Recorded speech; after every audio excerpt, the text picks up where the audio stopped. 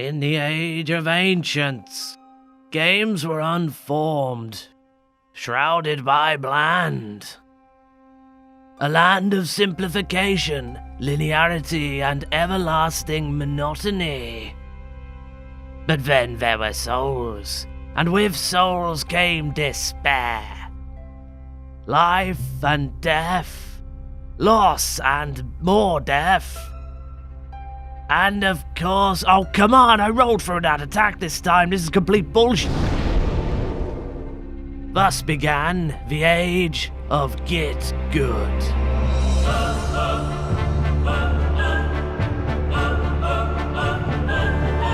Hang on, whoa. None of that sounds remotely appealing whatsoever. A brick wall of difficulty, poorly explained systems, a subset of obnoxious gatekeeping fans. To the uninitiated, this might look a little bit like video game Stockholm Syndrome, but despite all odds, From Software's strange 2011 action RPG grew from a cult classic into one of the most venerated games of modern times. Many of us have a similar first experience with Dark Souls. Create weird character, get confused, die several times, get lost, die several more times, uninstall game, get refund. Only to somehow get dragged back in, convinced by an insistent friend, a compelling review, or just some random smartass on YouTube. But after enduring one of the harshest learning curves in gaming, you reach a point where everything just clicks. Unforgiving, clunky combat reveals itself as a beautiful, deadly dance of patience and precision. Generic medieval scenery gives way to beautiful landscapes steeped in ancient mythology and bursting with secrets. Once insurmountable bosses now fall to your unwavering tenacity and unmatched skill. How could you ever hate this game? It's a masterpiece. The satisfaction of overcoming adversity, the balance of tension and relief, risk and reward, the ominous atmosphere mixed in with awe-inspiring wonder, and perhaps the single greatest feat of design engineering, the Onion Knight's armor, look at it. Obviously, developers felt the same, as suddenly this weird game, unlike any of its contemporaries, became the new fashionable trend. Now, everything had to be the Dark Souls of something. Hundreds tried to emulate this unique formula, and after many attempts, they eventually started improving, learning, growing until we had a whole new genre. The Souls-like. The DNA of Souls started popping up everywhere, from the smallest of indies to the mainstreamiest of AAA titles. Yes, that's a word. So how exactly did a game so expressly designed to piss you off from the very beginning become one of the biggest cultural cornerstones in gaming? Did we really all get Stockholm Syndromed? Or did From Software hide an irresistible secret source of gameplay mechanics, level design, and mesmerizing world building behind an exterior so hard it eats bloody dragon scales for breakfast? Oh, so tough! That's what we're about to find out as we look at the finer points of some of the most influential games of all time. After all, we're all about positivity on this channel, right? The worst games ever. Sorry, never heard of it, mate. I'm James from TripleJump, and this is Game Changers.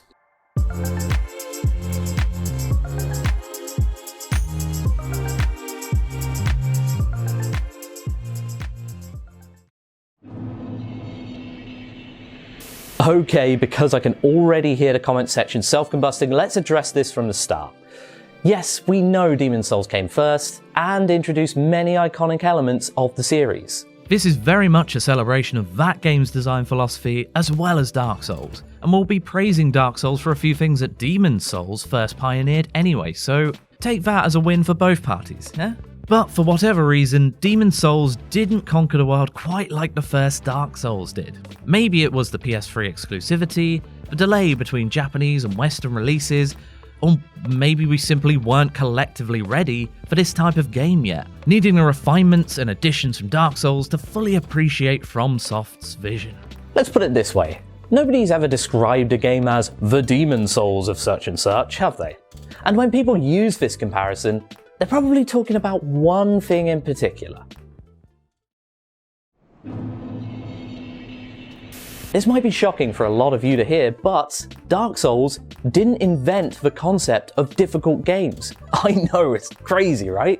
About 90% of the games in the 80s and 90s would be considered far tougher than their equivalents by 2011, but that's kind of the point here. Dark Souls, and yes, Demon's Souls before it, presented a ridiculously steep learning curve that went completely against contemporary gaming trends. That classic arcade-era mentality of impossible difficulty that squeezed every last penny from idiot teenagers had all but gone, replaced by a multi-million-dollar home console market, who by comparison were focused on squeezing every last drop of content into our hungry mouths instead. Because heaven forbid a paying customer miss a whole chunk of game just because it was a little bit too hard. Okay, we're being a bit flippant there, and let's be perfectly clear. Easier accessibility is always a good thing. Dark Souls could, and eventually would, do better on that front. But FromSoft's stubborn persistence with their vision was a breath of fresh air.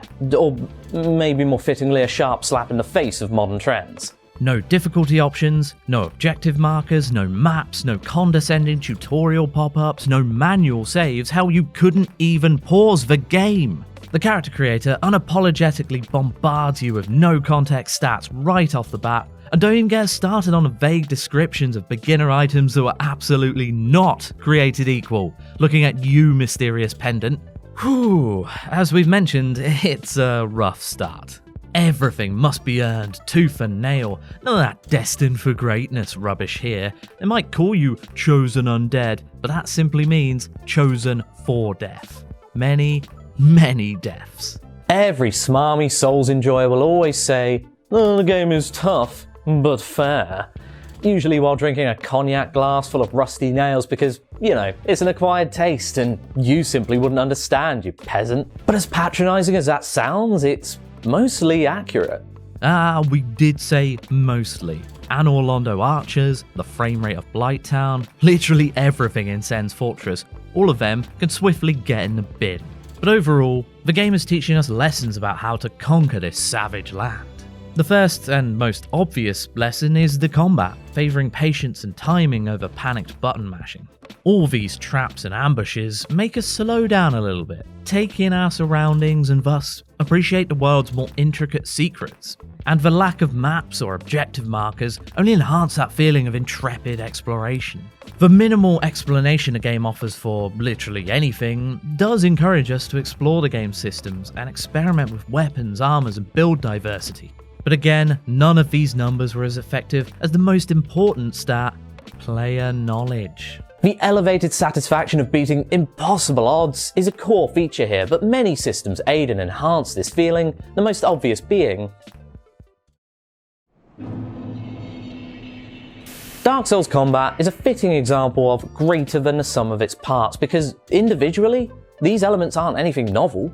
Light and heavy attacks, dodge rolls, stamina management, risk versus reward counters, a camera lock-on, it's all quite standard really. But it's the mixing of all these ingredients that makes it real spicy.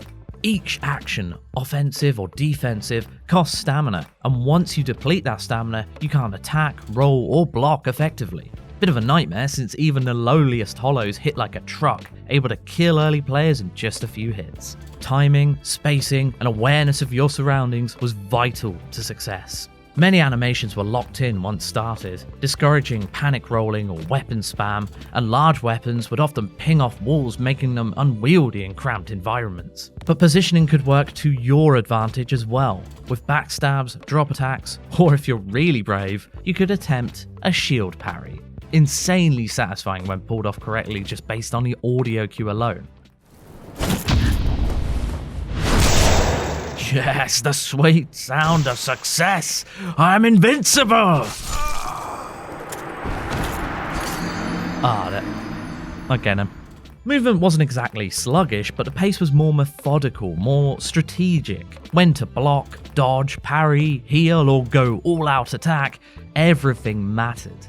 Equipment had more than enough numbers to keep those stats perverts happy, you know who you are. But weapons also had vastly differing movesets that changed playstyles dramatically. Heavy armor could increase your poise to reduce staggers and interruptions, but less carry weight meant better dodge rolls. And magic was also there.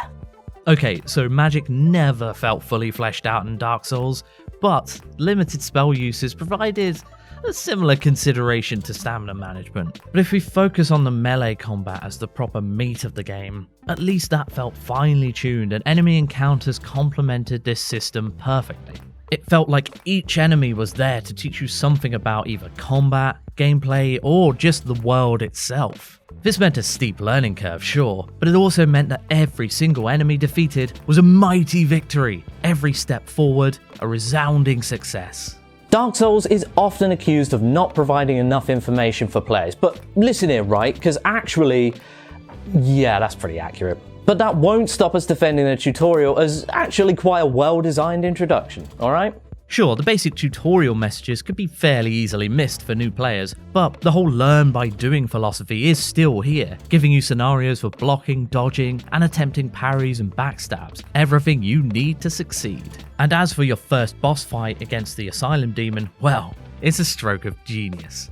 Attempt number 1 feels impossible, barely scratching it with your pitiful broken sword hilt, until running around in a panic for a few minutes eventually reveals a convenient side passage to retreat into. Several more tutorials and a proper sword later, you'll learn about plunging attacks, taking down the boss man's health considerably. Despite the initial feeling of hopelessness, you don't have to tackle every problem head on. It's all about exploration, quick thinking, and problem solving to help you through this crazy world. And the game is full of clever encounters like this. In Undead Burg, the first big shock and awe set piece is that dragon swooping down on the bridge, and lesser games would probably have you fight it there and then, but no. Your biggest challenge becomes a gaggle of hooligans lobbing firebombs at you. Running across that bridge seems like the best option at first, but then you realise that running too quickly, especially into a cramped room of several bad guys, is probably not a great idea either. This whole section of Undead Burg is a literal trial by fire for new players, but push through it and you're rewarded exponentially. Rewarded, that is, in the form of being pummeled by an increasing variety of enemy designs, aren't we lucky? Everything from armoured pigs to sentient trees, snake people, titanic demons, skeleton wheels, bug-eyed basilisks, mythical hydra, and most deadly of all, massive punchy mushrooms. Christ, someone's been getting a protein in. Speaking of getting beaten up in interesting ways, let's talk bosses. And maybe talk about getting a union rep. Many players' first true boss, the Taurus Demon, is a follow-up from your lessons in the tutorial, as should you turn and run away like any sane individual would, you'll see a handy ladder to the top of a tower, allowing for another powerful drop attack.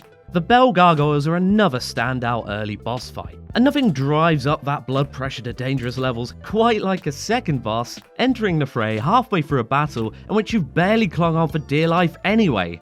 Oh god, good job we won't have to deal with any more controller smashing duos that make us question the futility of video games, life, and the universe. It's Ornstein and Smo. Of course we're talking about Ornstein and Smo, the smug bastards. Another fun bait and switch is the Gaping Dragon's entrance, turning from silly little crocodile head into an abomination that would make Cthulhu cross the street in order to avoid it. Between this and the Chaos Witch Quelag, we're not quite sure which boss better highlights the depravity of FromSoft's character design team.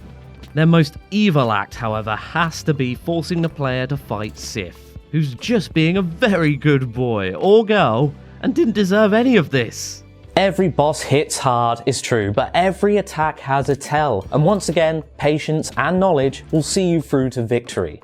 And if all else fails, there's always YouTube guides. Another clever trick is how some early game bosses are just plonked into later areas just as regular everyday enemies. The scars left behind from that nasty Capra Demon battle early on only add to the terror of seeing a whole bunch of them just hanging out, but equally, nothing provides a more well-deserved feeling of personal growth than beating them down in just a few hits.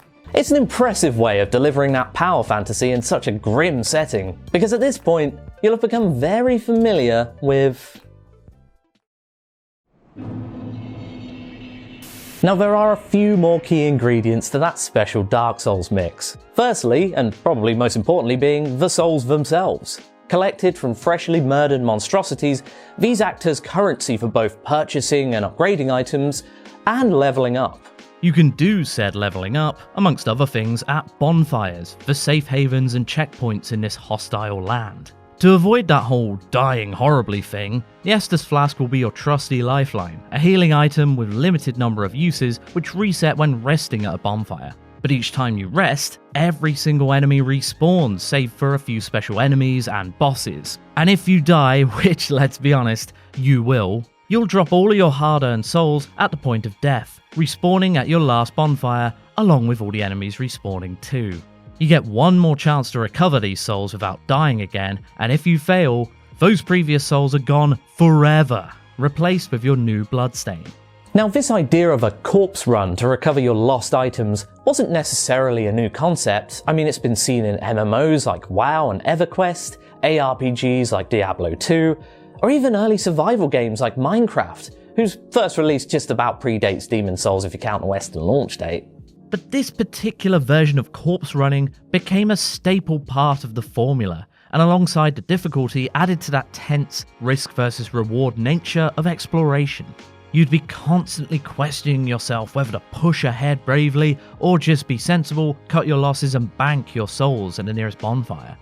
And if you do push your luck too far, the resulting recovery attempt only adds further questions. Oh god, how far away from the bonfire did I die? Can I take on all those enemies again? Is it worth starting further back at a kindled bonfire for more Estus Flasks? Should I just give up on all those souls? Because that is another option. Yeah, the game is hard, but dying only loses you souls and humanity, figuratively and literally.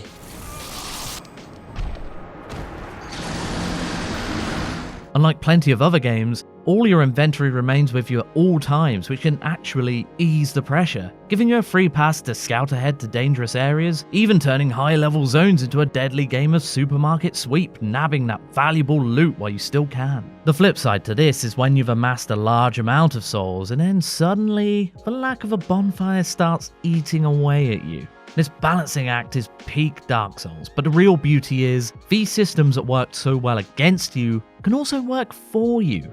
Sure, respawning enemies sucks, but it gives you a lifeline to farm souls for more levels or upgrades. Dying also sucks, but at least you can get your souls back, and without a time limit, so again it rewards that patient play. Limited healing sucks, but picking the right bonfires to kindle, using the much rarer humanity resource, gives you more healing from that specific bonfire, and then a better chance of success. The bonfires, which were a new addition since Demon's Souls, were expertly placed to deliver enough tension travelling between them, and to give extra weight to the cleverly connected world map.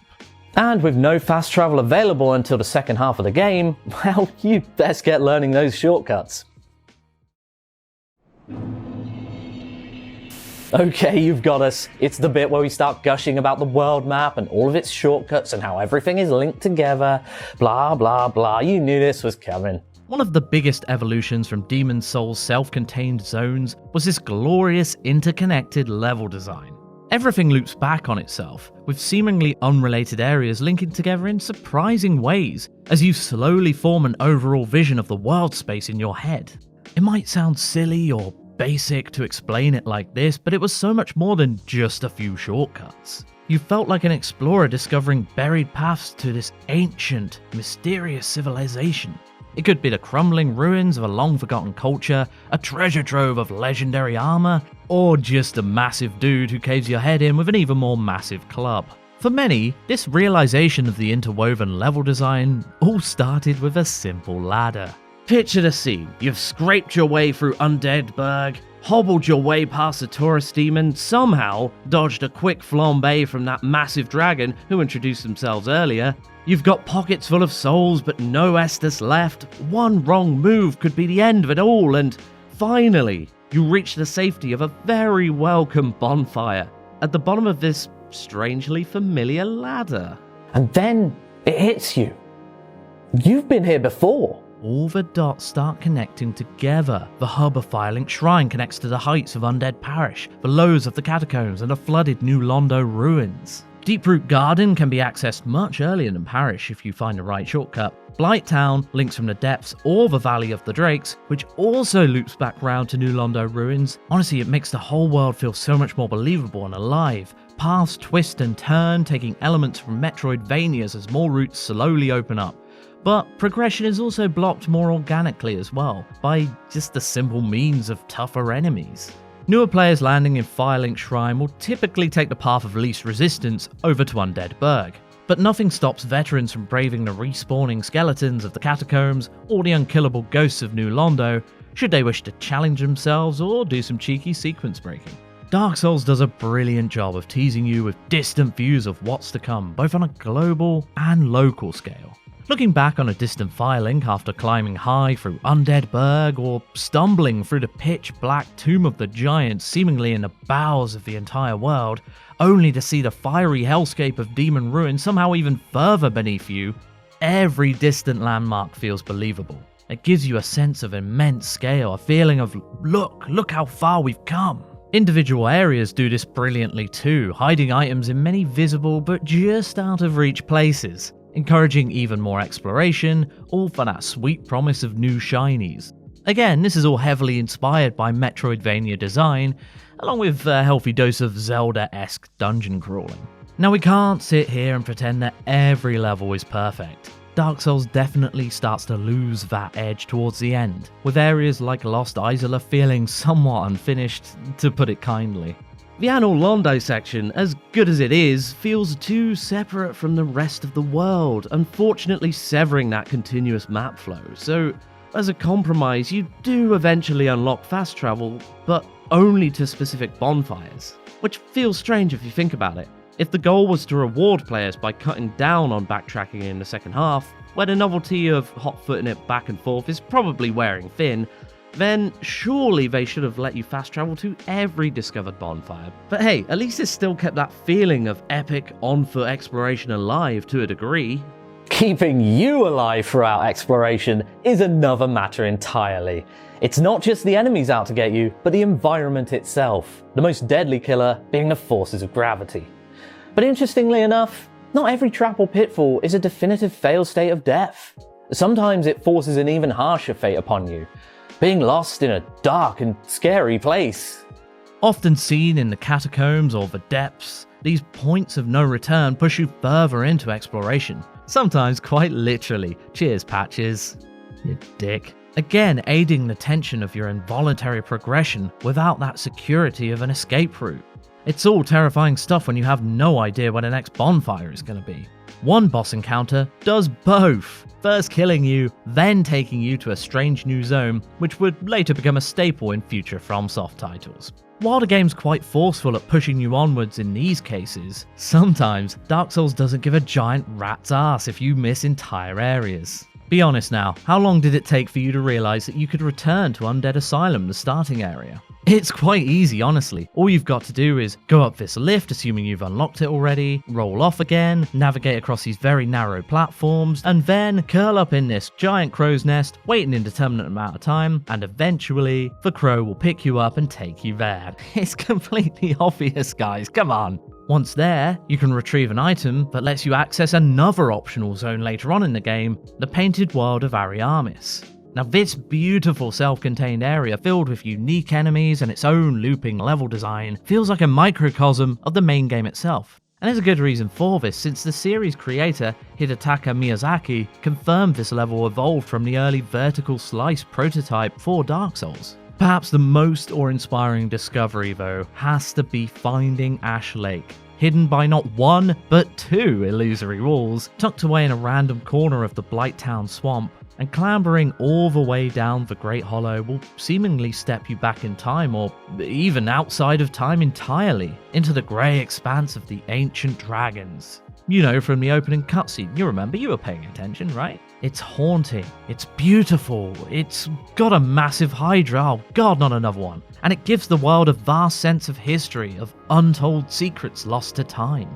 On that aspect of world building, Dark Souls is truly unlike anything else. It's a land of myth and legend, so of course, these stories of ancient gods and heroes are only told piecemeal, through often unreliable narrators, vague item descriptions, or NPCs that all have their own agenda or interpretation. This cryptic storytelling also supports the game's philosophy of discovery, of finding the real truth in amongst all the various interpretations of this otherworldly place. Honestly, if we started on the intricacies of Dark Souls lore, we'd be here until the first flame was just a few dying embers. That's one for the lore heads out there.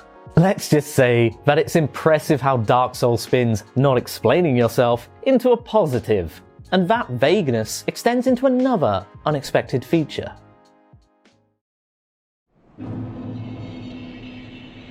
Or pseudo-multiplayer as, surprise surprise, Dark Souls does things a little bit different once again. Who could have seen that coming? No queuing up for lobbies, no obscenity-laden voice chat from strangers. In fact, the only naughty words you'll probably see here are... Okay, we'll get back to that.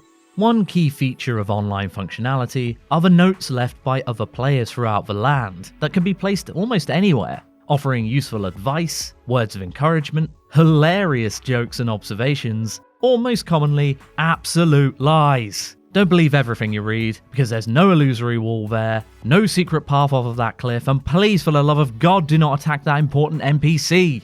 Despite the silliness, or perhaps because of it, it's a fascinating system that mirrors the game's indirect storytelling, given enough space for interpretation. There's even a lore-friendly justification for it, also suitably vague, saying the flow of time is convoluted. There's actually a sense of community out there, somewhere, with heroes from divergent timelines of Lordran reaching out through this veil of space and time with limited words and phrases, all to help your struggle. Miyazaki adopted this enigmatic storytelling approach not just with the multiplayer aspect, but for the game as a whole, because of his childhood love for Western fantasy books. He didn't understand much English, but that didn't stop his fascination for the parts he did understand, filling in the blanks with his own imagination. And it's a fascinating interpretation of this style that we see throughout the game.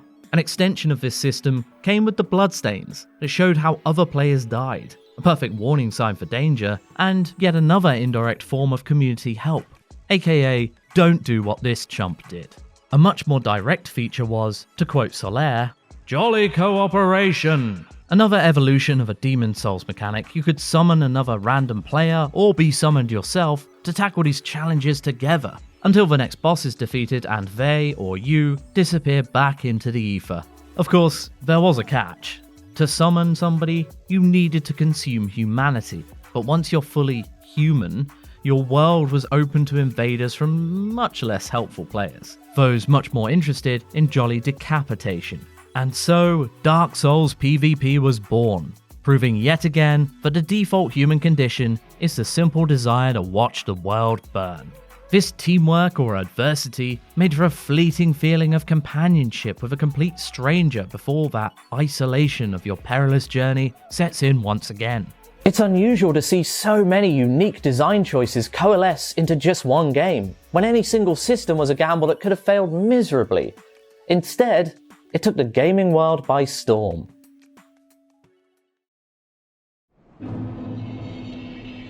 Now, we've covered the finer points of Dark Souls in, if anything, too much detail, but how did it influence the wider gaming landscape? In other words, how much has Dark Souls changed the game, hence the title, right? We got there eventually.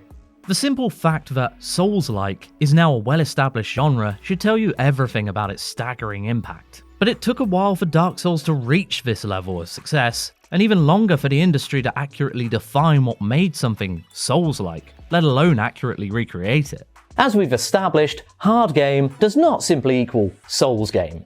There's much more to the formula, so let's lay out the key components of your typical Souls-like. Tougher combat is one staple that defines a Souls-like, sure, but with emphasis on learning enemy attack patterns, timing your attacks or dodges, and careful use of stamina. Recurring deaths, bonfire-like checkpoints, and bloodstain recovery are all key traits as well, usually exacerbated by big flashy boss fights and scarce healing items. Intricate level design, with freedom of progression and clever shortcuts, are also nice to have, along with a very cozy, ominous atmosphere and cryptic lore. And let's just throw in a weird indirect form of multiplayer too for good measure. I think that about covers the core elements of a Souls-like game, so how did the rest of the industry fare? Well, the earliest AAA level Souls-like might have been a bit too Souls-like. Lords of the Fallen, the original that is, released in 2014 and did a commendable job, but often felt like a bit of a clunkier cosplay of the real deal, lacking the finesse of its mysterious muse. As FromSoft perfected their own formula through sequels and spin-offs, Souls-alike started taking these elements and forming their own interpretations, which is actually quite a fitting tribute to the whole Dark Souls mantra. 2017 had Nioh, a faster-paced adaptation with excellent map design and atmosphere, set in an alternate Sengoku-era Japan. That same year, the same studio behind Lords of the Fallen brought out The Surge, a more unique robot-filled future Souls with interesting limb targeting and crafting mechanics. We eventually got all manner of different flavors, from anime Souls like Code Vein, shooter Souls like Remnant from the Ashes, space horror Souls like Hellpoint. Honestly, the list continues. But it was the indie scene that really took these Soulsy design philosophies and ran with them. In 2015 came Titan Souls, and despite the name likely setting off alarms throughout From Software's legal department, this 16-bit top-down take focused solely on tricky boss runs with relatively Souls-esque combat to boot. 2016's Dark Mouse pulled the old overhead camera trick to mix things up, but doubled down on that creepy, oppressive Souls-like atmosphere. Then you have Tunic, Hyper Light Drifter, Death's Door, and so many other similar titles that all have a bit of Dark Souls in their DNA, mixing difficulty with vague lore, foreboding atmosphere, and indirect communication. And of course, there are more than a few comparisons to be made with the 2D Zelda titles as well. Another frequent crossover for Souls-likes are with Metroidvanias, sharing many of the same design principles. Key things like map design filled with secrets and hidden routes, progression through player knowledge, typically challenging difficulty, spectacular boss encounters, all the hits. Hollow Knight is one such exceptional standout example, with its own brand of foreboding atmosphere and ambiguous world building, not to mention the epic bosses, high difficulty, and a lovely corpse run feature. Sultan's Sanctuary goes even further, with the brutal combat, RPG leveling, a plethora of build options through weapons and magic, and a fittingly Souls-esque aesthetic, grim and beautiful in equal measure. We could go on and on naming names: Dead Cells, Blasphemous, Dark Devotion, Death's Gambit, Unworthy. We've truly been spoiled for choice with 2D Souls-esque interpretations. Now, what about Dark Souls' weirdest part? The multiplayer. I mean, if modern development plays it safe with single-player mechanics, that goes doubly so for multiplayer. Let's be honest, games that put barriers in the way of you playing something with friends tend not to be that popular. But a few titles have certainly tried something different, whether through knowing influence or just pure coincidence. There are parallels with 2012's Journey, for example, though direct inspiration is obviously doubtful given that there's only a year's gap between the two releases. Never mind the fact that Journey is as different from a Souls game as you could possibly get, focused on your relaxed travels through beautiful landscapes, without so much as a single fight with unspeakable abominations. What's even the point? But occasionally, you do find other random players along your journey, and despite the lack of proper communication, you can choose to travel with them, forming a wordless bond. And this limited social connection that reinforces inward contemplation isn't too dissimilar from a Souls summon, right? A more traditional Souls-like, 2019's Ashen, takes a similar approach where you can join forces with strangers, fight them, or just ignore them, adding a brief touch of community to an otherwise isolated world. Speaking of isolated worlds, how about Death Stranding? I know, but hear us out, okay? That system of working together with a community of strangers, helping build road networks and leaving helpful ladders and such, is that form of passive teamwork really so different from the spirit of Dark Souls and its sometimes helpful messages? Was Dark Souls actually the first Strand game? Are the Maxian initials just coincidence or something more? Has Kojima been copying Miyazaki's homework all this time? We're on to you, Hideo! Okay, let's get back to more general terms, because smaller Souls-esque traits have slowly crept into all sorts of unexpected places in some of the biggest, most mainstream modern titles. Take the stamina management and light-heavy attack structure in modern Assassin's Creeds, the slower, meatier combat of God of War 2018, the space bonfires and overall combat feel of Star Wars Jedi Fallen Order. Even Final Fantasy got its own so-called Souls-like with Stranger of Paradise. And that just about sums up gaming's current relationship with Dark Souls. so widely has its influence spread. Not only have studios rethought their approach to difficulty and combat, they've done it in ways to service for tension, for risk versus reward exploration, and the satisfaction of progression. Against all odds, this undeniably weird game has somehow conquered the world, not unlike the Chosen Undead themselves. It's rekindled a new flame in the industry, staving off that ever-encroaching abyss of bland uniformity and corporate-led live services. Okay, that's the last pretentious-sounding metaphor, I promise. Now, we've heaped praise on Dark Souls, but it is by no means perfect. The immaculate level design falters towards the end, certain aspects are just too obtuse for no reason, some stats aren't balanced or just plain useless, and a few boss designs were a little undercooked or overused. But it is these imperfections that make it all the more special. From Software have continued to iterate on the series, sometimes deviating from the script massively like with Bloodborne or Sekiro, and arguably they found their greatest evolution of a Souls game to date with 2022's Elden Ring. But Dark Souls was the true game changer, where everything came together and people started taking note, ushering in a new age of light that reached every corner of the industry. And for that, we thank you, Dark Souls. Thank you so much for watching. If you've made it this far, please let us know your thoughts on Dark Souls and this new format, and tell us what other brilliant, influential games you'd like us to cover in the future.